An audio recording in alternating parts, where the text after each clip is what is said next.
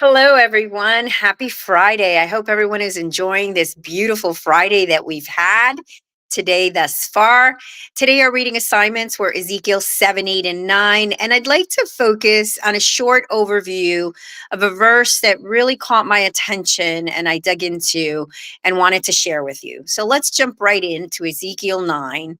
And I wanted to show that in this chapter, we see a picture of the judgment that's about to come upon Jerusalem.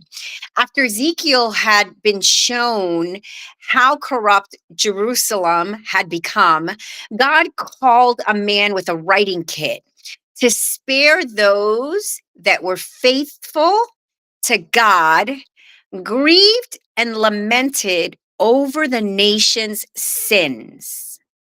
Then called the 6 men to slaughter the wicked people in the city. So, in the midst of everything going on, there are still a few people who love God and lament the sin of Jerusalem. And God doesn't forget them. You see, those with this mark were going to be spared from destruction, just as the Israelites in the book of Exodus, we see the story where the mark of blood is put over their door frames to be saved from death. Also in Revelations, in the final days, God will mark the foreheads of those destined for salvation. Revelation 7:3. But Satan will also mark his followers. Revelations 13, verses 16 and 17.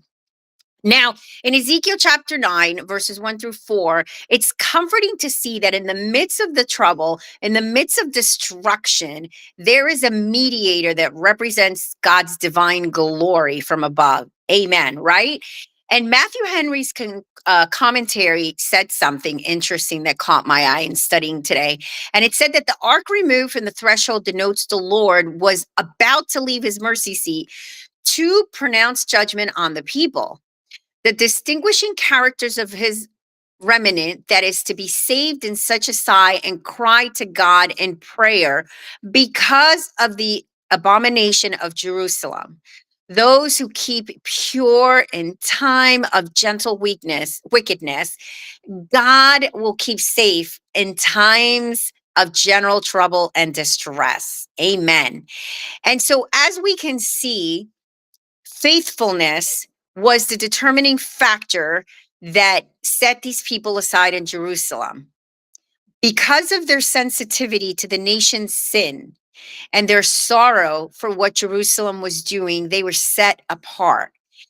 This verse is a reminder of God's promise and protection to his children in the midst of chaos, trouble, and destruction. He will still keep his promise. Amen. I hope this word was encouraging to you. I give you back your Friday evening. It was great hopping on and just being able to touch bases with everyone. We hope to see everyone on Sunday for service at 9 and 11 with breakfast and fellowship at 10:30. God bless.